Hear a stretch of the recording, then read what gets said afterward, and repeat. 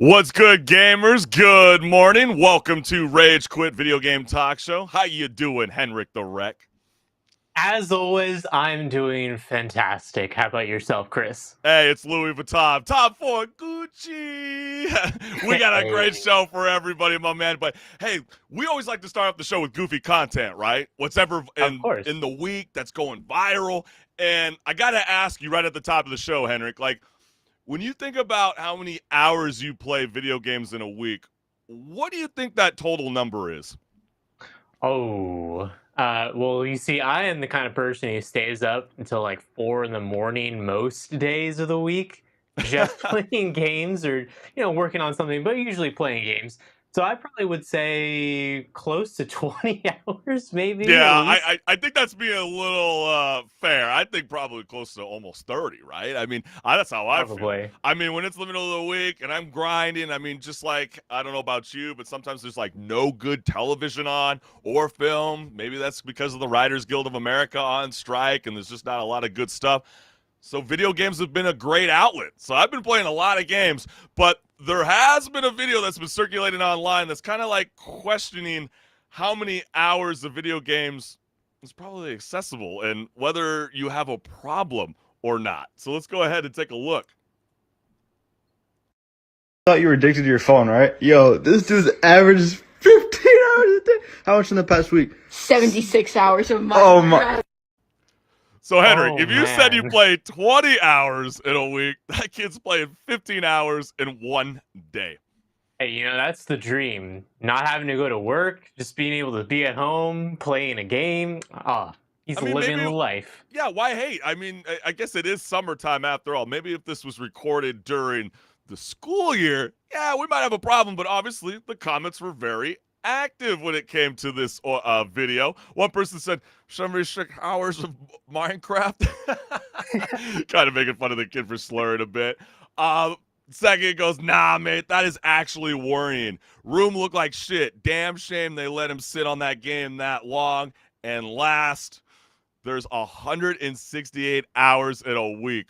What do you even do on Minecraft for 76 hours? I played like 40 hours total and would never play it again. Is that the kind of The game that you hater. would play for? You said 20 hours. Is Minecraft that style of game for you?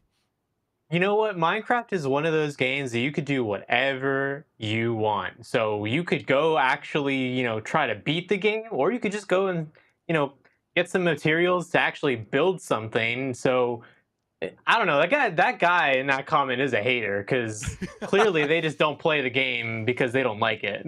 Yeah, I mean that's true. I mean, I'm not necessarily a Minecraft guy, but I can understand like why people want to continuously keep playing the same game over and over again. That's how I feel when I play Fortnite. Listen, I know I love my toddler games, and Fortnite's one of those games where there's always an incentive for in-game rewards. So if you want to keep the grind and you want to get the new cosmetics or the V-Bucks, you know the drill, fam. But you know what's been great for a lot of men, HenricK, is that the PlayStation 5 has just recently came up with a new patch note, and one of them is actually muting or lowering down the volume of the beep startup. Have you heard about any of this?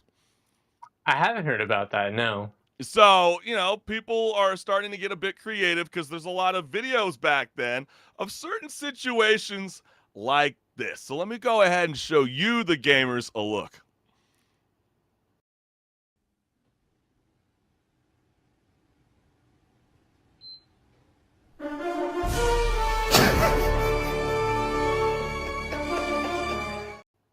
I think we've It's all like, how been dare there. you? Exactly. Like, I don't know about you. It's like when you're trying to get some sleep, it's super late at night, but obviously, like you said earlier, I'd be grinding until 4 a.m. playing video games. Do you have that same similar situation when it comes to your roommates or anything? No, yeah, I mean, I stay up till 4, but a lot of the people that I hang out with also stay up until 4, so it's a mutual respect sort of thing at that point. Yeah, I mean, I'm lucky to have a man cave, which is my garage separated from the house, so I can be making all the noise I want, or at least I think I can. But the comments were very active during this video. One person wrote, "It's a woman's job to quickly identify the moment her man having a good time and put a stop to that nonsense. Oh, Is that really the case?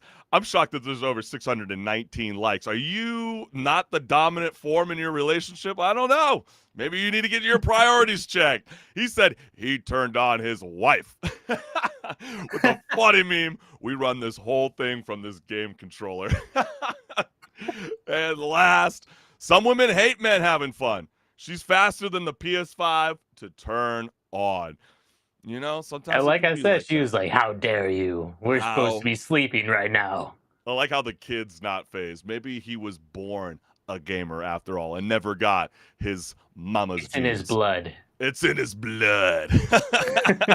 Well, people are using video games in very creative ways, and it's not the school year yet. It is the summer heat going on with the season. So, with that being said, there are clips going around because some kids got to go back to school in the month of August.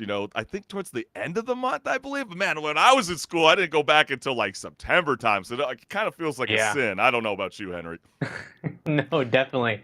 Like August rolled around, and I'm like, I still got plenty of time. It really Yeah. wasn't until September, but then now it's like, oh man, August. Oh, I gotta get whatever else I need to get done now before the time runs out. But it's like longer the days of like doing remember like the PowerPoints with the glass and it would magnify up on the projector, and then as things upgraded from the Windows 98, Windows XP, now we're on Windows 11, and now teachers are not necessarily utilizing film or television or even books to teach a history course. They're actually using video games. And do you have an idea about maybe the video game that's being used? Probably Minecraft, considering there's an educational edition. You're hilarious on that one. I think you're trolling me right there. But hey, gamers, check out the game that's being used in history classes, at least in this one particular classroom. Where the Battle of Thermopylae took place, where 6,000 Greeks, led by 300 Spartans, stopped 300,000 Persians from Hey, Okay, we were playing that video and you started giggling. Why are you giggling? That's like a fantasized version of historical events. What's going on there in class right now? All I know is the comments were very active when it came to that viral video circulating online. One person wrote here, smart man, that game low-key, a history lesson. Another person wrote, I'll never forget Assassin's Creed 3 came out during my 7th grade year in middle school, and as y'all know, it takes place during the American Revolution, and during the 7th grade, we are required to take American history throughout the year, and I'll always remember learning about certain subjects and events and then getting to play them in the game. It was so cool how accurate some things were. And last, that's because there's literally an education mode where different characters can give you information loaded tour of Greece. So is that the pun that you were trying to get at, HenricK? I mean, all right, sure. You can definitely learn about the history of the world through these games because they do try to be a little accurate, but I don't think that there was a guy running around assassinating people. So, Well, okay, you're know. taking it a little too literal. They're talking about the landscape, the scope of things. I guess Okay, Assassin's yeah, Creed has yeah. like a DLC where you can literally do what one of the comments were saying. There is an educational mode where, it's a video game, guys. It's going to be kind of compressed down, the landscape. But obviously, they're built upon, ideas that are in real life. So, kind of a cool idea. It's a different approach to try to hook in the kids because, we joked last week, there's not a lot of professors at the college level that like you bringing in your laptop into the classroom. So, any kind of way to try to bring your eyeballs in, I think it's kind of a cool idea. But HenricK, Hey, if I got assigned to go play Assassin's Creed for history class, I'd be down with that. see, fair game, right? Fair game. But there was a very funny video that you actually sent me, and anybody that's been watching this show knows that usually I come up with the intro just so I can kind of surprise HenricK in the moment because his reactions are golden. But this time, you surprised me with this real-life gaming emulator, simulator. I don't know what the hell this thing is, but gamers, we got the clip here for you right now.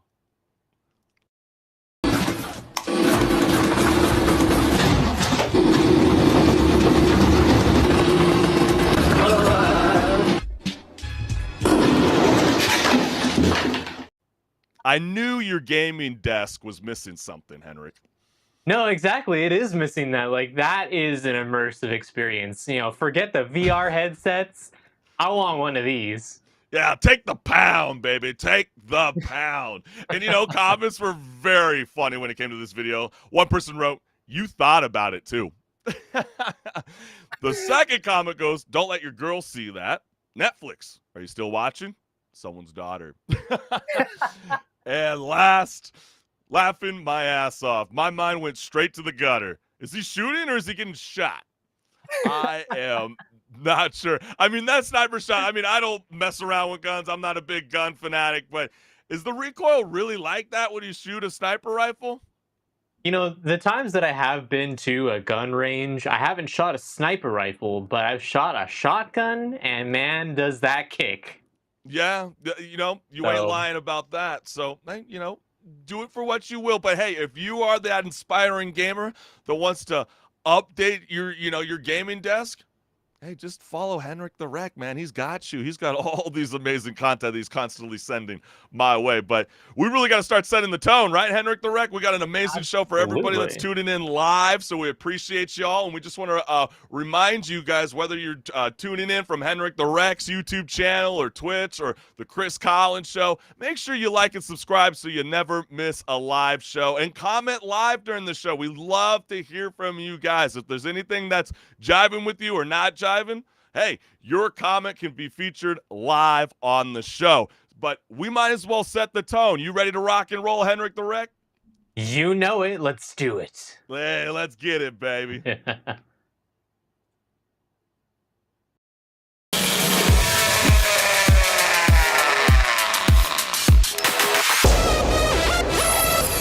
Hey everyone, this is Pause or Repeat. Here we figure out whether a game is really worth your time and money. Today's game is Street Fighter 6. Street Fighter 6 is the latest release in the legendary fighting game series. It is a series that needs little introduction, as most people will have played one of the games at some point. If you haven't, you've at least heard about it due to the cultural impact of the series. The sixth release brings Street Fighter back to the top of the food chain. But how does the gameplay stack up? Let's get into that now. The gameplay of Street Fighter 6 is going to be very familiar for longtime fans. Your goal is of course to knock your opponent's health bar down to 0 before they do that to you. In order to do so, you'll have to learn combos specific to each character. There is also a drive gauge mechanic which lets you use more powerful techniques at the cost of this resource. There are also super abilities. Supers are, as you can imagine, a way to deal great damage and each have their own cinematic attached to them. They are specific to each character and each have different effects, ranging from adding damage to your attacks or dealing out damage directly. The gameplay is fast-paced and keeps you on your toes throughout each round against your opponents, as the tides can be turned at any point. Now you might be wondering, is there a story to go alongside this?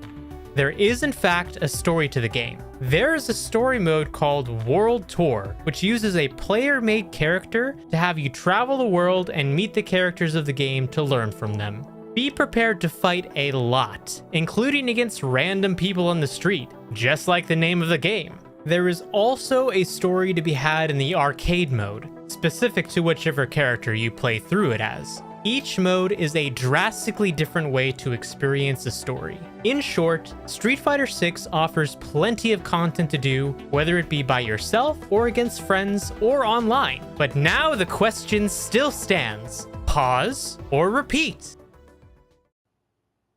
Alright, Street Fighter. Do I really need an introduction for this game? I don't think I do, because you can go to any arcade anywhere, and there's at least a Street Fighter machine in there. if anything else, because that game series, it's so legendary. Like I said in the video, it has such a cultural impact that it shows up in TV series, movies, anything you can think of in terms of entertainment. At some point, it's probably mentioned Street Fighter. And when I got this game when it came out, I was like, okay, do I get it? And then my friend was like, nah, you gotta get it, you gotta get it. We spent the next 3 hours just going back and forth, fighting each other, trying new characters, seeing how the game played, and it feels really, really good. Like this game, I've been having so much fun with because it just feels great to play it, whether it be with your friends or I didn't even touch the story mode for the longest time because I was just having fun playing the game against other people. But even if you go into the story mode, the story actually is a pretty charming and wholesome experience where you're basically learning from all the characters in the cast. And it's a little goofy, especially because you can make your own character, and I did make an abomination looking character at first. Then I put another character in, and it's a character from his other game that I put in. I found a little code to put in, but like the character just makes like weird expressions and faces because he doesn't talk. Your character, Right. so it's just like a little goofy sometimes. But that's the point, like it's not really trying to make it a serious story. It's not taking itself seriously. It's just there to have fun, and I think it really accomplishes that. And I also like how the community has really enjoyed this game because I've seen such great clips from like tournaments and just people playing online, and people are just having fun with it. And I love seeing that. I love seeing people have fun with a game like this. But I'm curious, what do you think about this game, Chris? I think that's a fascinating point that you brought up right at the top, where you didn't necessarily delve into the story mode aspect, because for myself personally, that was the greatest adaptation for this franchise. It's easily the best installment in Street Fighter. I love the open world aesthetic. It seems like this was called upon a long time ago, and I feel like it sort of gives Mortal Kombat a run for their gems when it comes for them later in the year, because I think people are kind of over the whole 2D 3D fighting kind of look. I mean, obviously we love that with Street Fighter, but you want to branch out beyond the world. I thought the story was a tad dull. I don't think it was necessarily charming, in my opinion, HenricK. But I do think that the new characters are a major plus to this series. And just the fact that you can literally find an Astro fan, I meant a trash can, or just any kind of random pedestrian in the streets, I think is a very fun feature. And then you can like climb up on like the second story buildings and then use like a flying, spinning kick to like, go to the next balcony over. Those are just like a lot of really cool elements that I'd really like to see all fighter games, like even Injustice, do. I think it's a major plus. But what the question stands, though, HenricK, is this a pause or repeat? It is a definite repeat for me, considering, I've been on and off playing this ever since it came out, a couple nights here and there, and maybe more than a couple nights in a row even. I think that it's a game that's probably going to be in my repertoire for a long time moving forward. Yeah, I have to agree with you. I think it's an instant repeat. Again, it is the best in the franchise. There's a reason there's a lot of hype happening around this game. It's going to be a tough battle for them when it comes to game of the year. But if there's a category for, combat fighting, this is easily up there in the top mix. So, HenricK, it sounds like we're agreeing. Why do we keep agreeing? This is not the whole point of pause or repeat. We're supposed to combat each other. But you know what? Then again, we got to celebrate games that are just kicking ass. And this game literally does. It's fun for the entire family. Yeah, and it's, I think, interesting as the one last point that, this series basically has been now revived, and Mortal Kombat's right around the corner, and then also Tekken 8 is right around the corner. So now there's real competition in this genre, and I think they're all trying to, grab attention span from, all kinds of people. So I'm interested to see what happens when all three of the games are out, which one is the one that people are going to gravitate to the most. I think it's going to be Street Fighter, but we'll have to, because the other two look also really good. Well, it's because you get to walk around. You get to immerse into the open world experience. And like you said, you get to make your own character. You get to put abilities and perks on top of it. It's about time. That's how I feel. Yeah. It's about time that they finally started implementing this kind of stuff. And that's why I'd like to see Mortal Kombat and Injustice. So, guys, gaming developers, even the indie game ones, take notes. This is an amazing feature that's now here, alive and active in the year 2023. Absolutely. I mean, you want to put yourself in the game, now you can do it. Hey, it is so true. So you heard it from us. It is a definite repeat. But hey, stick around, gamers, because we got so much more left here on Rage Quit Video Game Talk Show. Let's get it. Let's get it.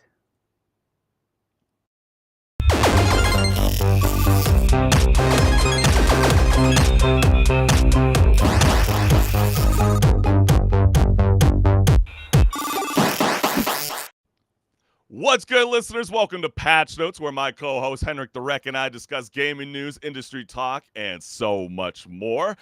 Buckle up, gamers, because the month of August is going to be jammed packed. We got an amazing, strong lineup to kick off, and one of the biggest hyped games is Armored Core 6 Fires of Rubicon.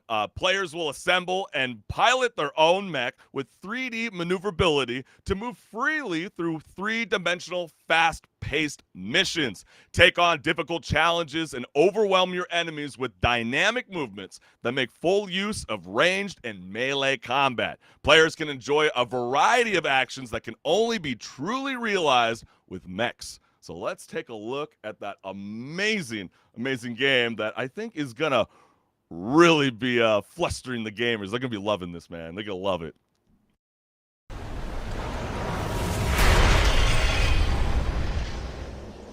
One of the infamous handler Walter's hounds. Interesting. You ready to climb the wall? Call sign Raven. Priority subject for termination. High on the list. A coral response from the generator. Watch out! Why hide behind another's call sign?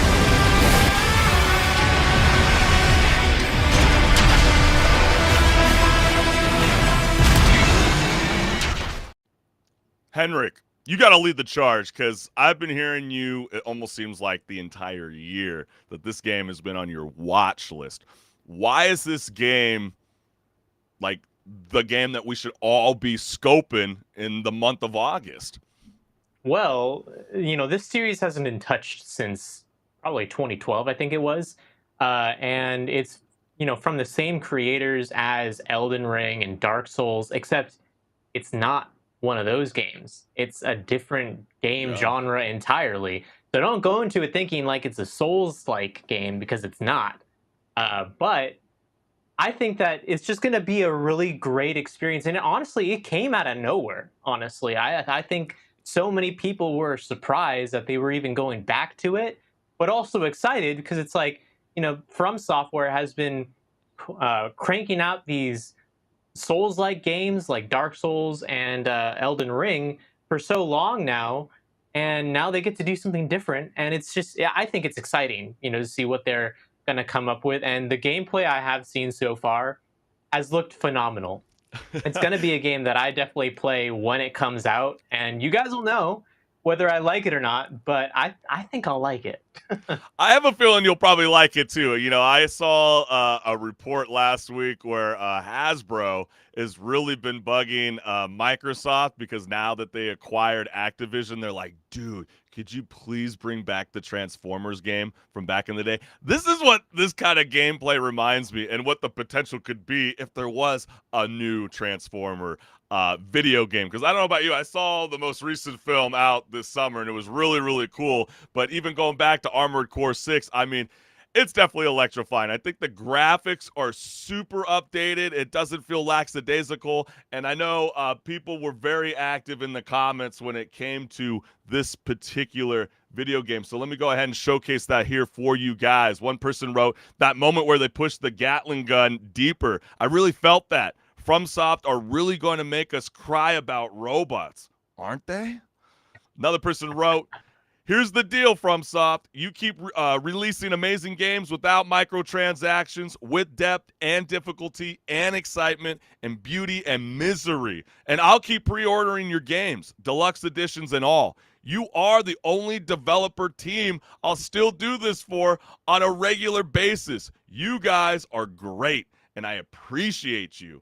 And last, the attention to detail in both visuals and sound is dude, that's the same comment. What a dummy. Well, no, it's not. No, it's not. I got fooled, guys. Everybody's talking about the Gatling gun. See, I'm showing the first comment. I was like, wait, what? Did I just really get finessed right there? We'll go back to the comment. The attention to detail in both visuals and sound design is incredible. The Gatling gun being pushed to a point of the metal melting down, the clang and clashing of heavy parts flying around provides a sense of weight to everything. I wish they'd make entire movies like this. Oh, so it sounds like someone watched Secret Invasion from Marvel. You know, what a terrible ending, but isn't that the truth? No, really, I think that Marvel needs to rethink what they're doing. Yeah, maybe they can learn a lesson from a few of these video game developers because, again, Armored Core 6 Fires of Rubicon will be released on August 25th via the PC, PS4, PS5, Xbox One, and Xbox Series XS. And responding to an unusual alarm call from a remote mining base, Jack arrives at the dark and desolate Fort Solis. With storm warnings imminent, he heads inside to make a desperate contact. And as the night grows longer, events escalate, spiral out of control, and the mystery of what happened to the crew begins to reveal itself. The storm is approaching, limiting Jack's escape as he looks to hold out until morning arrives. If you haven't seen this game, HenricK the Wreck and I, we got that first look for you. Everything okay over there? Be careful. I think something is off here. Jess, how many people are in Solace? The system lists 6.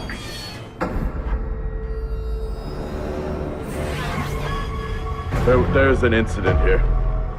An incident? What kind of incident? I don't know! Well, what the hell is going on there? Someone was down there with me. I'm heading back up to the surface level now. You need to get out of there now! I'm still in here! Jack! I'm still in here!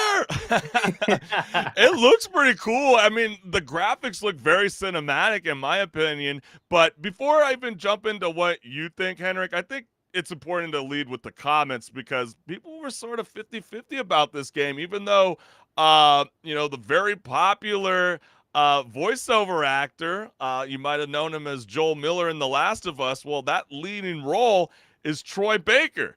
And I don't know. I thought a lot of people would be more jazzed about him returning to a new IP. But let's read the comments.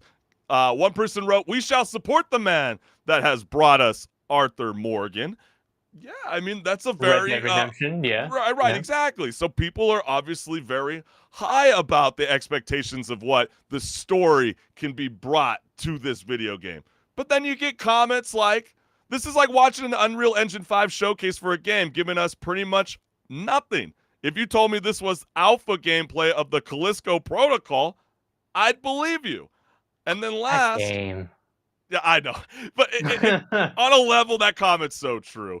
And then, to be honest, it looks so amazing and so boring at the same time. I mean, it doesn't feel like it's The Quarry, you know, because obviously you get to kind of pick your destination as you go with the dialogue. But it kind of does, you know, even with a lot of the teaser gameplay, it kind of remind me of that, like, slow pace action.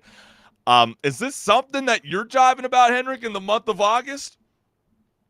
It wasn't on my radar until you mentioned it just the other day. But, you know, when I was looking into it, you know, it actually does seem like it's going to be an interesting one for sure, based on just the fact that, you know, I like horror. I love horror movies, and this really seems like, if it's not a horror, it's like a thriller maybe. But I think they're going definitely for like the horror spin on a story in the entire game. I mean, we even saw some gruesome scenes in that trailer that he Yeah. finds. So something's on that installation, just hunting him essentially.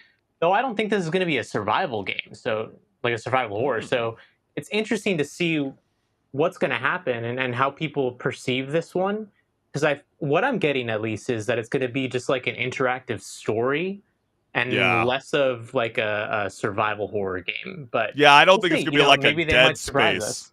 Yeah, I don't know if it's Yeah, gonna be I like Dead Space. I was kind of getting like that same atmospheric vibe, but without the action of like having to kill aliens and things like that. But maybe that's the cool element about, showcasing these gameplay teasers or even the story trailers, because this game was actually first introduced during the PlayStation Showcase, not this year, but last year. So people have sort of forgot that Troy Baker's been working on this new IP. But hey, listen, gamers, if Fort Solis is the game for you, it will be releasing on August 22nd on the PC and the PS5.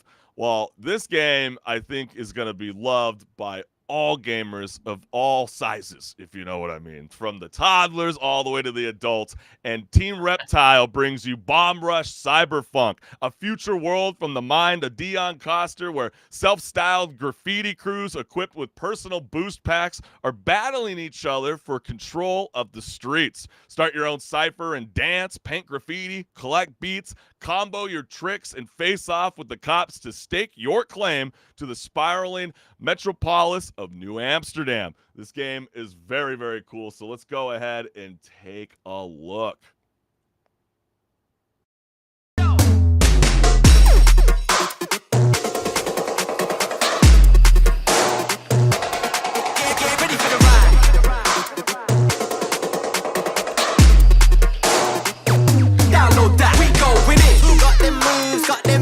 We got the strategy, do it all night, do it all day, no wasting time. We got the crew, get ready for the ride. Got them moves, got them vibes. We got the strategy, do it all night, do it all day, no wasting time. We got the crew, get ready for the ride.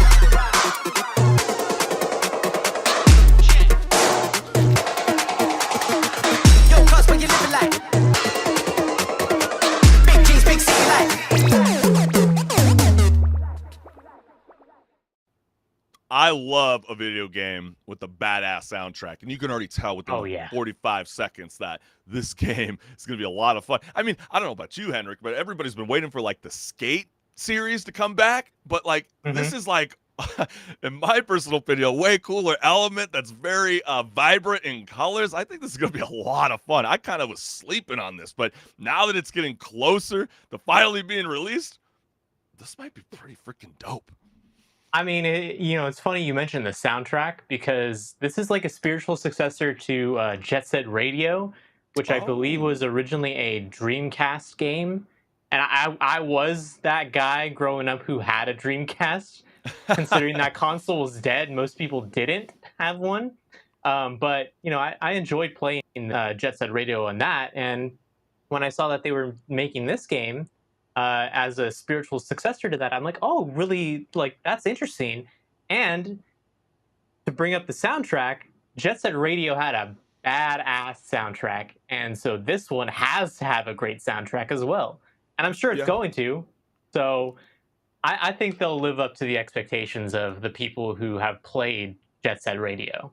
I love games like this too, because it gets to introduce you to a wide variety of artists that are not maybe necessarily in the mainstream. So I think, with video games like this, it really branches out, the window for genres of music to be explored by a multitude of gamers. And I think that's why, Tony Hawk Pro Skater is being celebrated so long. I mean, there's literally a cover band that's all they do is play the soundtrack to Tony Hawk Pro Skater. I mean, and there's a great soundtrack. So yeah, and there's a lot of bands out there that really thank Tony Hawk for contributing and allowing them to be a part of that world. I know even Yellow Card had an amazing story while they were in The recording studio working on Ocean Avenue, they were approached by the studio company Activision at the time to have their song that was not even ready yet to be featured inside the video game. And look what that brought Yellow Card after almost 20 plus years in the game. It's an incredible story.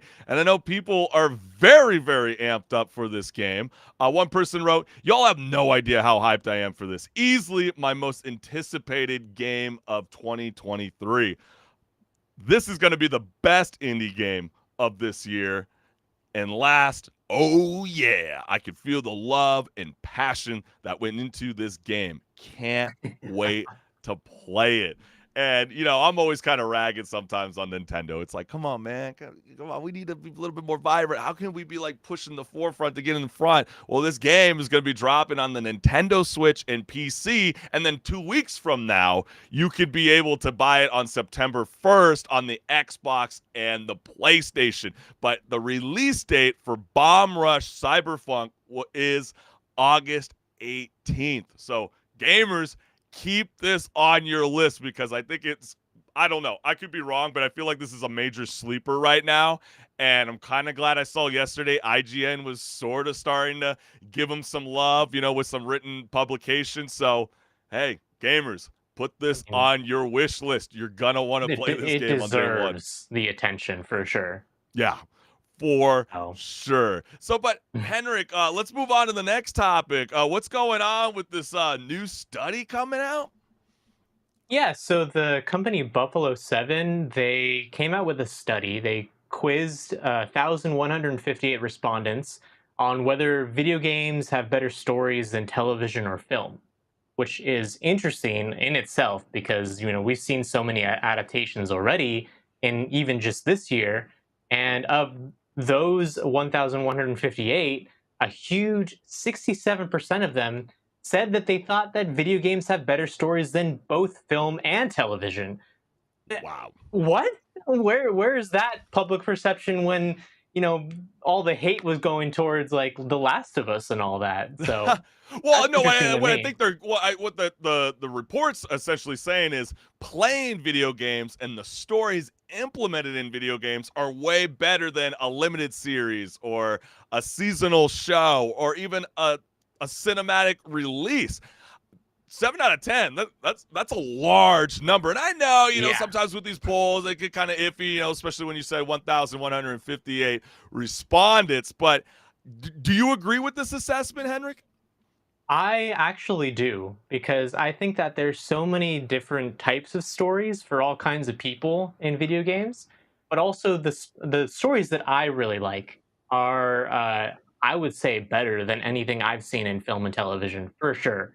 Partly because I feel like film and television kind of like they've now cemented the formula for what is actually going to be made for those mediums. Whereas, with video games, it's an open field. You can do whatever you want sometimes and just get away with it. And if people like it, great. There you go. I think that's a great point. And there was a lot of comments around this new study that were circulating all across the web. And a lot of people had amazing points. So let's go ahead and share that with all y'all gamers that are tuning in. One person wrote, having 30 to 40 plus hours to tell a story is much different than having 2 to 8 hours. And of course, because when you can give the consumer 20 to 100 hours of content, story, character building, and build up to a conclusion, it can all hit on point and be that much better. No movie or series can compare to Red Dead Redemption 2, bro. I don't know. It's a great game, but why? I don't know. I always think it's discussed like way too much. Number 3, the fact that you play as the character deepens the emotional connection. It's a fine blend of your own doing and a predetermined path. So with that being said, do they have a point? I mean, is that the main reason, because you consume yourself in hours and hours and hours on end on one game, that's how you strengthen your relationship with the story arc? No, I definitely agree with that comment because, when you go to a movie theater and you're sitting down to enjoy a movie, the whole point of that experience of going to some place that isn't your house and sitting in a dark room, watching on a big screen, is to immerse yourself into that movie and that universe that the movie has created for that, hour and a half, 2 hours, however long. With a video game, a lot of them kind of try to do the same thing where, even though you're probably at home, not like at a movie theater or something, you are sitting in front of whether your TV or your computer monitor, and you're trying to immerse yourself into this game's universe. And I feel like a lot of games are able to do that. Like anytime I play a game like Skyrim, or like an RPG game, like even not Cyberpunk, but Cyberpunk 2077. I could sit in front of the game and I play it for a couple of hours and completely forget that I'm even in the real world, because I'm just like, I'm immersed in this other universe that's being presented to me. And a lot of that has to do with the fact that I'm interacting with it, Yeah. Like, even though I'm not in a dark room, I'm interacting with it. So there's more of that connection. Yeah, I think especially when you got your handheld device, or whether you're smacking your keys with your fingers on your PC. Yeah, there's definitely is that aesthetic that comes to strengthening that relationship with that character. And even in that same survey, Buffalo 7 also aimed to find the greatest stories told in video games using all sorts of data, including Google Hits, YouTube videos, review articles, and more. And with these results, taking the top spot is The Last of Us, which I know HenricK had a lot to say about that video game last week, followed by God of War, which I was kind of surprised. But then again, it's an amazing franchise that's lived on for almost 5 to 6 games, and Red Dead Redemption 2 coming in second and third. So you just said that it's talked about too much. I do, I really do. I think it's I get it. The guy dies, and there's all these like trolling videos where they're like, "There's no Frank Ocean, he doesn't make me cry when I listen to his music, but when I play, it's like, dude, okay, come on." Like, the second half of the game is incredibly boring, in my opinion, with all that open world desert aesthetic. What they could have done so much more, revisiting the old towns from the first game. Personally, with me, it fell flat. That's just my personal opinion. But I'm curious. I have a top Chris. 3. I'm just saying, this is my personal opinion. I'm probably going to get a lot of flack from a lot of gamers right now. But hey, comment live during the show. We'll showcase your comments live on air. Yeah. Go ahead. Flame him right now. Flame him. Shame. But I have a top 3. On that note, what is your favorite top 3? I will. I'll let you know, because I had to really, really think about this, and some of these are like my all-time favorite video games. There's a lot to choose from, but sometimes not all the best stories come from open world. They can be linear too. And I love the Uncharted series. I think, for like the pure expression of what Uncharted's all about, it's easily the second installment. But for me, I really thought the final chapter of Nathan Drake's Uncharted 4 Among Thieves really does deliver some of the best storytelling in video games. I mean, there's a reason why they grabbed Tom Holland and Mark Wahlberg, even though I hate that casting choice. Oh God! You don't like Marky Mark? No, not at all. He looks nothing like Sully, and Tom Holland really looks like the young Nathan Drake. But does he look like my adult Nathan Drake? Hell to the nah, fam. But if I had to go with my second choice, I'm gonna go with Batman Arkham Knight. I really loved when Batman Arkham Asylum first came out. With Mark Hamill reprising his role as the Joker is so freaking iconic. And if you've never played that game, you have plenty of time to go and revisit that, because with the pushback with Gotham Knights, there's a reason why there was so much flack towards that video game, because it's such a beloved story. It spanned over so many video games, or installments over the years, that if you haven't jumped into that culture, Oh my gosh, what a ride. It's something that Zack Snyder could never do. No, And yeah, I think that game still holds up, honestly. it really does, man. If like anybody really wanted to convert that, story aesthetic into a television series or even possibly, even a movie. I mean, I know Joker 2 with Joaquin Phoenix is kind of teasing this Arkham Asylum, but I don't know if they're going to quite hit it the way that, that video game did.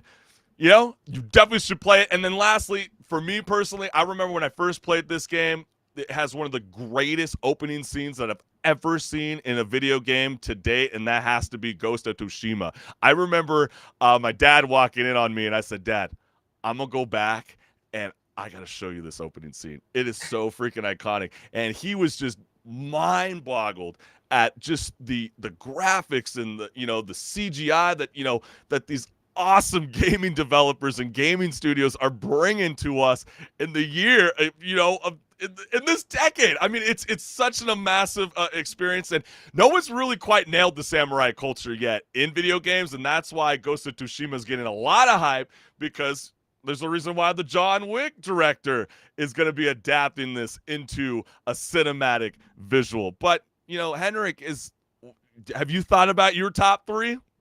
Oh, of course, of course. My top 3 is actually vastly different than yours too, which is interesting. Because my top 1, I've definitely mentioned it on the show before. Yeah, I have and a that feeling. that is Nier Automata. So this game, it's a very philosophical story packaged around a great combat system, and they really change it up, between the fact that you're hacking and slashing with swords and all kinds of weapons, to then flying in a like plane and doing like a top down rail shooter sort of thing at some points as well. But what really strikes me as that one being one of the best stories in games is that the whole story, it's very complicated, but to sum it up, it's about the struggle of existence and how, it actually really sucks to exist a lot of times. There's a lot of things in the human experience, and even, if you think about not just human experience, but just like the animal experience, just life in general, a lot of it can really suck. There's a lot of pain and misery and heartbreak and everything, and it goes over all of this in a very intricate way. And because you are playing through it, you have that connection to the characters as they're going through all these things the entire way through the game. And at the end of the game, it really hit me pretty hard. Hey, don't give it away. Don't give it away. Don't tell I'm not going to too give it many away, people. but like the last probably hour and a half or so of the game is very emotional, Yeah. and it all culminates to the very end of the game. I would definitely recommend anyone who hasn't played it to play it, because it is a must play in my opinion.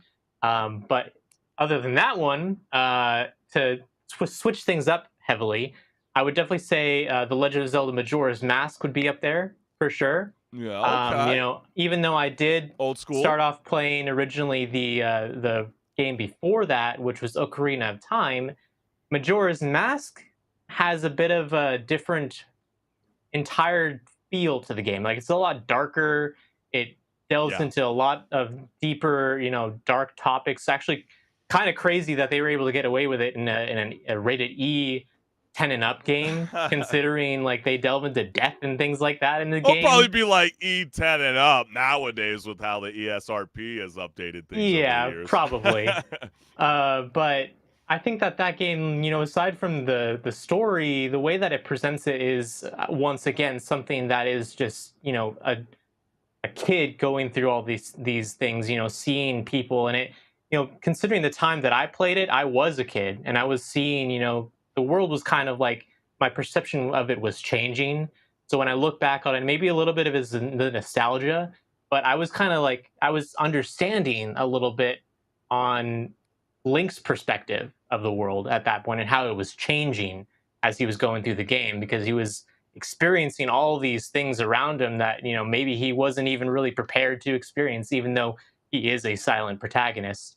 And I then, do think, I don't mean to cut you off, but I do think No, this yeah. is very fascinating that you chose Zelda, because that was one of the big conversations about. Remember early in the year we discussed this rumor that ended up not being true, but Zelda was possibly having talks with Insomniac to develop a story, and a lot of people felt like, man, that'd be really difficult, because when you think about Link, for example, when does he ever speak?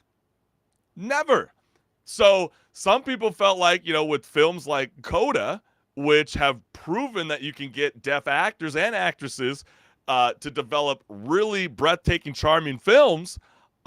So this film really worked with you without even saying a single word? I think it would have, honestly. Like when we were, discussing that, and I was thinking about it the entire time, beforehand and afterwards. Was talking about it with friends and everything, and I was thinking, how would they make it work? And I think they definitely could. It's not easy. It's definitely not, considering, especially when you compare that to how well the Mario movie did. He's a talking protagonist, is the thing. Right. Well, then again, though, think about it this way: in the games, all Mario really does is Yahoo! Woo! That's all Well, he all does. I'm saying is, if they're looking for a So- voiceover actor for Link, they can hire me. I can Yeah, say all the there you lines go. you want. There you get what go. I'm saying? Like, there is no lines. But Yeah. when it comes to your third game, though, HenricK, like, what is that game? So for the third, I would definitely have to go with Metal Gear Solid 3. Because out of all the Metal Gear Okay, yeah. Solid games, that is my favorite.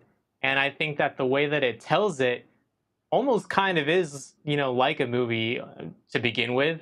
But that's because Hideo Kojima, the way he directs a lot of the Metal Gear Solid games is he directs them almost like a movie.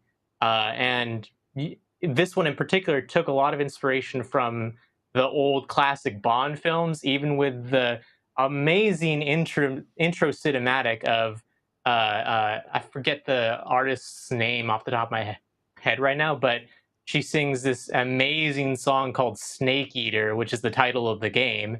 And it's entirely just a Bond film intro when you really look at it and compare it to any Bond film intro.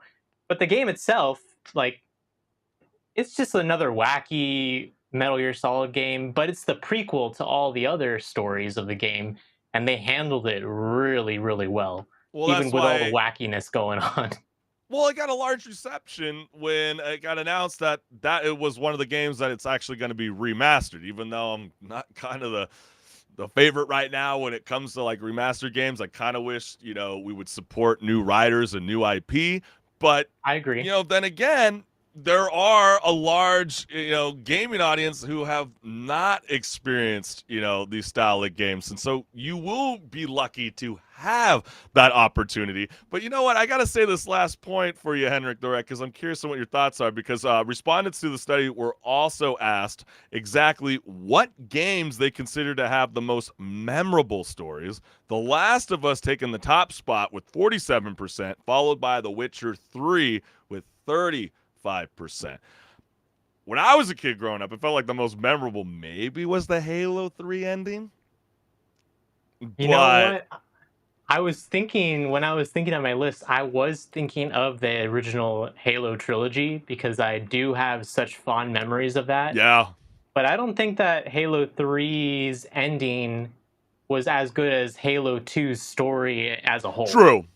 I guess I'm talking more memorable scenes, and that's true, because if I thought of memorable scenes, obviously The Last of Us Part 2, like right in the beginning of the game, within the first hour, you're like, really? The guy that we all bought the video game don't for? Spoil it for the people who haven't seen I won't, but it's like, man, and that's why people get so frustrated. But in other news, similar to the industry talk, what's going on, HenricK? With the ESRB? Well, no, I'm just saying with like Ranged Media, right? Like there's remember Ranged Media? So Dan Houser, he was lead writer for the Rockstar games, really worked on them a lot. He has his own media company called Absurd Ventures that he formed, and he actually started to work on that and put things together. And didn't he just sign something, Chris? Well, yeah, that's what I was trying to get at. Dan Houser, he is the man who was previously the co-founder, the creative director, and lead writer for Rockstar Games. He is the one that worked on popular franchises such as Grand Theft Auto, Red Dead Redemption, and Bully. And so now you got this powerhouse in the video game scene, Dan Houser, starting up his own company called Absurd Ventures, which is now partnering up with Range Media, which I thought was very, very fascinating point to bring up, considering how Hollywood currently is on strike with the Writers Guild of America and also the Screen Actors Guild. So even though you might think that Hollywood's paused, it's not. It's still working in real time, and this is just proven again that Hollywood's starting to recognize that a lot of these gaming developers and a lot of these video game studio companies can easily implement amazing storytelling in the cinematic visual medium. And I think that's really, really cool. And we might as well jump into the next topic because the Entertainment Software Ratings Board, known as the ESRB, is blasting recent reports that suggest the organization is planning to use facial recognition tech on children, adding that it has no intention of using the technology to take or store selfies of its users. In a heated statement sent to IGN, an ESRB spokesperson clarified that the tech is not intended to from purchasing or downloading restricted content. And we have the email for you guys that the ESRB provided for IGN. So I'm going to showcase that live on screen. And first and foremost, this application is not to authorize the use of this technology with children. Full stop. Nor does this software take and store selfies of users or attempt to confirm the identity of users, the ESRB told IGN in an email. Furthermore, this application makes no mention of using age estimation to prevent children from purchasing and or downloading restrictively rated video games, nor do we intend to recommend its use in that way. So, who's the bad journalist? Like, why is this even being spilled out? I know ESRB has even filed this kind of movement with the FTC, but where do you see this as potentially happening at one point in the video game world? I mean, facial recognition is one of those technologies that, year over year just keeps getting better and better.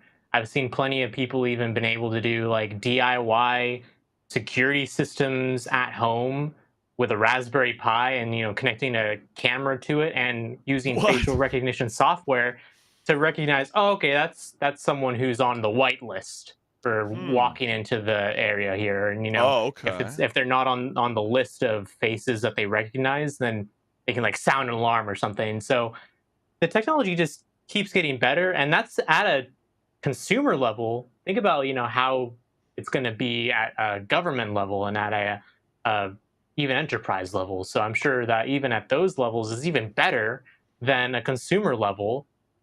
And I think that, this is a potential thing that they could be looking at maybe at some point, if not now, in the future. But I think that, is that really necessary? I don't think that's going to fix the problem of kids playing games that they're not supposed to. Like, that's not the solution at all, I think. Yeah, I know even though ESRB is blasting these reports, it didn't stop users online from wanting to comment about the original report. And so the comments here are, what if the kid does this? Yeah, exactly. The FBI would like to know your location, young man. The next report says, the end of piracy. Piracy. Can't even game in peace anymore. People with baby faces not getting to be able to play GTA 6. Oh, that's too funny. Hey, if you are that baby face, it's time to start growing that beard like HenricK. And also, we got, lastly, this will fail. There's zero chance it's going to be actually implemented. Right? Seriously, though, I don't want you to scanning my child's face. A bit of an overstep, I'd say. And I know that ESRB was claiming that, you would have to, the parent would have to give, consent, whether this would actually be the case. And yeah, they're claiming that they won't store or take selfies of you, but what are they? But you would have to take something, right, if they're gonna scan you. And maybe they're hoping to utilize this so they can prevent, we hear numerous stories all the time. Remember we talking about it during season 1 of Rage Quit, where a kid gets a hold of their parents, debit card and starts going on a shopping spree. Maybe the adult that has no idea even how to work a console would love this feature, so then they can keep their pestering kid from, spending all their mucho dinero. Yeah, I mean, it would be a way to prevent kids from being able to make microtransactions in games like that. But I don't know. We also have a point here about how a lot of retail stores are calling for a ban on facial recognition use in their retail stores. Places like Apple, Lowe's, Albertsons, even Ace Hardware, of all places. Well, actually, said, we don't want to do that. No. To re-clarify, Henrik, it's actually this week Forbes and The Verge, with more than over 35 organizations under the campaign ban facial recognition in stores, are demanding that top U.S. realtors such as Apple's, Lowe's, Albertsons, Macy's, and Ace Hardware, to name a few, cease using facial recognition. You're right. That is what it was. What you meant to say was Walmart, Home Depot, and Target have committed to not using facial recognition technology. But guys, this is literally happening in the moment. This story was just announced like literally 48 hours from this live show. And companies that are even considering bringing facial recognition technology even to their own storefront is McDonald's, Walgreens, and 7-Eleven. And they want to utilize this because, we saw the summer of love. We saw all the riots happening. They want to be able to identify shoppers and employees in their stores, which, companies can, be used to deter theft and identify, shoplifters. And if you don't think this is a reality, well, just kind of look at some of the technology that's just implemented alone in China. When you want to take your kid to school on a school bus, this is what's happening. 上车，在月星上车，到家庭上车，到横滨上车。 So yeah, you see that, and I know a lot of people get scared. Do you get scared when you see that kind of stuff? I mean, it's a different society over there completely, but they do have a lot of things like that. Like I saw recently that there's facial recognition to make sure that people don't jaywalk, and if they do, then they blast their picture and information up on a billboard saying this person jaywalked, flame them basically. But it's crazy because that's definitely like a cyberpunk dystopian kind of thing. It almost feels like, where you'd have to scan to get in anywhere essentially. Yeah, but does this feel far-fetched though? I mean, I know that when I went to high school, we were one of the very few campuses that had no gates surrounding the school. And there's a lot of conversations over the last couple of years about whether there should be an on-duty police officer on campus. And so when I start seeing technology like this, it wouldn't surprise me too much to see that there's gates and facial recognition to allow you in and out, especially considering how they're already trying to utilize this technology with retail stores just to identify who's the employer and who's not. I mean, this would be a freaking amazing tool to use, because I work part-time in a liquor store. Imagine if you could just scan the dude's face and it's like, oh, yep, you're over 21. Or, even before you even walk out, I know there's places in Compton liquor stores where they have to buzz you in and buzz you out. You try to steal a liquor bottle and you get slammed by the door. It would be really freaking funny when it comes to facial recognition. But I know there's a lot of people that are probably on here going, damn, dude, you're really all for this? Well, on a level, it's like you can't run away from it. It's like when I tell people about artificial intelligence. It's here to stay. You might as well embrace it. And one of those things that could be an amazing potential use with the use of facial recognition is this amazing startup company called Transcribe Glass that was circulating across the web this week, where they're using facial recognition to show closed captions from any source on a transparent display in your field of vision. We have that exclusive clip. Check it out. It's really groovy.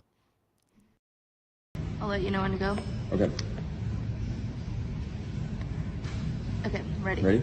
Ready. Recording? Yes. Cool. So hi, I'm Tom, and this is Transcribe Glass, subtitles for the real world. So using our device, you can actually see captions for everything I say in your field of view in real time, while also getting a good sense of my lips, my environment, and everything else around me. That's Transcribe Glass, designed to help you fully understand the conversation. Thank you. I mean, you think about the Apple Vision Pro, right? That was like one of the biggest complaints that Apple started to develop. Yeah, it's really chunky. It's not going to be you're not going to be walking the streets of Japan or New York or LA wearing that Vision Pro. But it's just someone's going to try. Someone's going to try, right? I mean, we do got those funny Twitch and Kick streamers that definitely engage with society. But, there's going to be a point where you're going to be able to like see a video screen in your glasses and then even see beyond your field of vision, which is pretty wild. So that's just like one of the few examples of great benefits that can happen, but that technology can't be utilized unless you use facial recognition. So that's just the point that I want to leave you gamers. And HenricK, what's going on with the industry talk happening across the pond? This is a massive, massive move. Yeah, so Tencent, this company in China, it's a giant company. If you're not familiar with them, they own so many different just companies and games in general. We were actually, Chris and I, kind of surprised at the things that they do own. Holy but moly. You're talking like the size of Facebook or Google, probably even bigger, honestly, considering probably how many combined things that right? they own. Yeah, honestly. But they actually are looking at a lot of other things to invest into, specifically in gaming. We do have a chart of a bunch of things that they own if we want to put that up. Yeah, and isn't as this you can just see, insane? This is not even all of it. This is only half. Yeah, it's so funny that you just said that. I was literally about to be like, this is only half the list, and I will bounce back and forth as we're having this dialogue. But even look at that. Holy moly. 45 gaming studios and gaming developers combined. And some of these are undisclosed. Yeah, like Roblox and Discord. Discord being the thing that so many people on PC use to just communicate while playing games, or just in general, honestly. It's crazy how many things they own. But they recently were looking at this company called Techland to put in their repertoire alongside Riot Games and Epic Games as well, of being their primary investor in terms of how much money they're putting into it. And Techland, if you're not familiar with what they have developed, they are known for the Dying Light series and the Dead Island series, among a couple others. But those are like their top flagship games that they've really sold probably the most with. Dead Island being a game that got a sequel finally this year even. So they're definitely making moves and in terms of buying these companies. But is this a good thing? Like what do you I mean, we have some community comments on what people think about this. I think that's a good point. Let's definitely go ahead and showcase that look, man, because one comment wrote here, won't be the last, unfortunately. Microsoft gave everyone the green light to go on a buying sprees. That's an excellent point. I think that's a great point, considering how Tencent, they either own wholly or in part game studios like Riot Games, Epic Games, and many others. So, like, it's an amazing point. Also, Tencent is the single biggest cancer in the gaming industry. The amount of power they hold is terrifying. And how come this company doesn't get scrutinized by the FTC and other similar government bodies? That's a great point. Considering how, I had to really look it up, HenricK. It's over 45 gaming studios and gaming developers that they have acquired over time. And so if we're going to have so much distaste towards, the Microsoft Activision Blizzard acquisition, why aren't we showing that same animosity when it comes to Tencent? I think that, there is kind of that going on already and has been for a while, because Tencent does operate with these companies a lot of the times, specifically for like their mobile versions. A lot of the time, like PUBG, I believe the mobile PUBG is run by Tencent, for example. And there's been this negative perception of them already because they're very, very invested in making sure that you are paying for these microtransactions in their games, and they really shove it down your throat.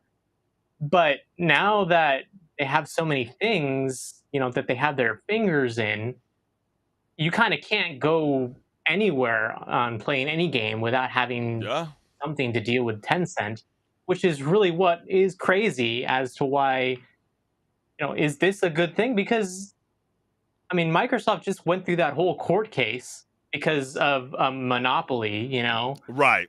having too much power in the industry. But doesn't that mean that Tencent also has too much power in the industry if they are probably at the same level of how many things they have acquired over the years? I mean, it's an excellent point. And yeah, trust me, HenricK the Wreck and I, we understand that Activision Blizzard doesn't hold to the same standard as Techland. Okay? We understand that. But it's the fact that they're buying out the tiny companies as subsidiaries to then eventually become this massive monopoly owned in China, where they're already like the internet and entertainment globalist of the world. I'm just baffled, in my opinion, that it's not being discussed enough. I don't know how much more to say other than, people were really clowning on Microsoft and Activision Blizzard for even being allowed this opportunity. And to even hear Sony not even say anything or not even, I don't think it's going to be the last that we see companies like Tencent do this, because now there's a precedent, considering now that Microsoft has bought Activision Blizzard. There's a precedent in a legal case of a big company being able to acquire another big company in the gaming industry.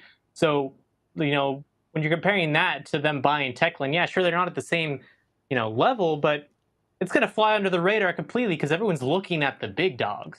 Yeah. I think that's a very, very excellent point. So, yeah, hey, we'll keep a lookout on this, but this probably won't stop Tencent anytime soon from acquiring some of your favorite gaming studios, and maybe this might be a benefit. I know Techland CEO was really praising this opportunity and really felt like this would be, leading them to the forefront of much more success in the future. So, they will just have to prove everybody wrong. But do you like this move? Do you like to see video game companies kind of get broken apart? Let us know what's good. But we're going to kind of end the show off on a happy note because, animals, including humans, play video games to learn. They are educational systems. Whether, I know HenricK was kind of goofing around a little bit at the top of the show. And he's like, man, really, we're using Assassin's Creed in a history course? Like, that's pretty wild. But, they teach us real life skills while regular entertainment is corrosive at times. It teaches you to get little vicarious, rewards for sitting idle while the person on TV gets a job that you don't have, or gets the girl, or scores a goal, or beats down the enemy. So video games make you decide if it is time to invade and from what direction. And if you botch it up, you lose. And so Gamers Online shared their real world benefits from playing video games. So the very first one that we got right here for you guys is totally agree with you about map reading skills. After playing thousands of hours of games like the original Zelda, Dragon Warrior, Final Fantasy, etc., the maps you build in my head. I mean, I can see the same trait in my kids. They're very directionally aware. Also, their reading skills are off the charts due to playing RPGs at a very young age. Have you felt the same experience, HenricK? Oh, no, definitely. Okay, so disclaimer, I was in Boy Scouts growing up. So, we did learn how to read maps in that because it's an essential skill for camping. when you're trying to find your campsite, you definitely need to know where what a map looks like and how to read it. But I think that, the majority of my map reading ability does definitely come from gaming because, every RPG, open world or not, most likely has a map of some sort and you have to navigate it, even though it does help you. There's a little indicator usually on where you are in relation to everything else. And there's waypoints nowadays too. But you still you have to know where to go and be able to be like, oh, okay, that's the place I need to go to next. Let's put a waypoint there. I can't even It's a think valuable skill. It definitely is, and there's an awesome video game. I'm probably butchering the name, but I will add it into the lower third on the edited version of the episode right here. But there's an amazing game called Tushy. It's on the PlayStation where you literally have to. There's a big old map, and you never know exactly where you are on the island, and it will give you kind of this massive zone to kind of give you an idea of where you're at. So you have to really utilize your compass in hand, and then when you start to hit certain landmarks, it's kind of gives you an idea of where you might be on the map. So that's another example of amazing ways where you can learn something in video games. Also, there was another comment, which was Assassin's Creed, which I know HenricK was kind of clouding a little bit, but Assassin's Creed Origins and Odyssey opened my eyes to Greek and Egyptian history in an incredibly immersive way. Origins even has a feature where you can fly around Egypt with a voiceover explaining the real-life history of certain points of interest on the map. Truly amazing games if you are a mythology and or history buff. Also, you got someone wrote here, which I think is an excellent point. I mean, us in America, we take this for granted, but there is a lot of people in China, Japan, Thailand, you name it, or even in South America that learned English by playing Pokemon, which I think is so freaking cool that, video games can provide that opportunity for people all across the globe. Also, Portal 2 got a shout out. They said problem solving. So many people I know usually give up and look elsewhere for solutions to a problem. Gaming has taught me how to look a ton of different ways to solve something. Isn't patience a virtue, HenricK? It really is. I also know one person wrote with RuneScape. Oh my gosh, isn't this the truth? RuneScape taught me to trust no one. There are so many times in the early days, man, where I'd be starting to follow this guy and we're maybe balling out for a mission and a half, and then he does you dirty after 3 or 4 hours of gameplay. Oh, yep. He's here, trade me this real quick, and then just logs out. Exactly. I don't know about you, but I miss those days. And I think, Rust is kind of bringing that same fun environment to all gamers currently in the new decade. Also, Call of Duty or, situational awareness. We are constantly worrying about the surroundings of our characters. So we do it to ourselves. Yeah. Cool. You know what? When I was in theater, I actually used situational awareness skills that I had learned in Overwatch to be able to manage the space even with my eyes closed. Oh, interesting. Because, in Overwatch, there's kind of, a lot of shooters, you're kind of wanting to know where people are and kind of be able to judge, okay, they're coming out of their spawn probably right about now. And you don't have a line of sight to them. Same thing can apply to if you're on stage and your eyes are closed, you don't know where people are, but you can kind of tell, there's certain ways you can tell, other than sound, but also just feeling, okay, I think that they're going this way across me right now. Now they're going behind me. Interesting things for sure that can be applied to real life, that being one of them. I bet playwrights and theater directors are loving you. Situational awareness. Maybe they might have to start utilizing that when they're working with their actors and actresses when it comes to blocking. I'll have them sit down and play some Call of Duty for a little bit. Yeah. Your situational awareness is horrible. Get inside that Warzone map right now and give me at least 4 kills or you ain't coming back on the theater stage. And also one person wrote how to breathe through a panic attack. We will not do a spoiler for you, but there are amazing games like that kind of teach you how to combat your panic attacks. And also, lastly, is Rockstar, which I love this comment because I'm a massive musician and I just wish more younger generations will, pick up that guitar, pick up that bass, play the drums, play the violin, the cello, anything, play the keyboard. I think it's a massive immersive experience, and that's why I loved Guitar Hero as a kid, even though it's not like Rock Band, where you can actually plug in a real guitar and actually strum along. But Rock Band would never be what they are today without Guitar Hero. And this person wrote, people scuff at games like Guitar Hero or Rock Band because, quote, lol, play a real instrument, end quote. But I ended up getting really good playing on the drums, which transitions to real life very well. I have an ear for rhythm, and it translates me now to my DJ/producing. It's just really cool to see that, there are definitely benefits to video games, and we definitely wanted to end it off on a high note because I don't know about you, when your mom or your daddy or your sister and your auntie or your uncle starts complaining that you're playing video games today, just tell them, hey, I'm learning some real world benefits, this afternoon. You're playing Assassin's Creed and your parents come in and they're like, you're still playing that game? Yeah, I'm learning about Greece right now, actually. Yeah, just turn on the voiceover and start flying over Egypt, right? Exactly. But hey, man, we got to thank all the gamers for tuning in live every Tuesday at 10 a.m. Pacific Standard Time, because Rage Quit Video Game Talk Show wouldn't be possible without your guys' support. And while you guys have made it through all the way to the tail end of the episode, make sure you hit the like or subscribe button so you never miss a live show. And HenricK, where can they go ahead and check out your content? So I post content on YouTube, Instagram, Twitter, and TikTok, and I've been trying to get a little bit better at posting little bits here and there of just any kind of video. I just recently started a series of smaller versions of game recommendations, as opposed to the long, 2.5 minute pause and repeat. Just a quick, here you go, here's the game, go ahead and try it. I enjoy it. Have fun.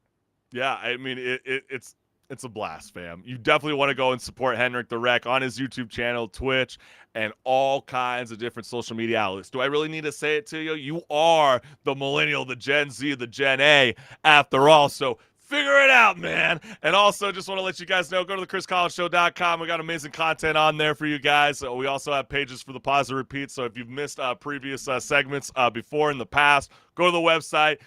Holler at your boy. I'd love to know your guys' thoughts. And again, thank you for joining Rage Quit Video Game Talk Show. And we will see you next week, fam. Peace.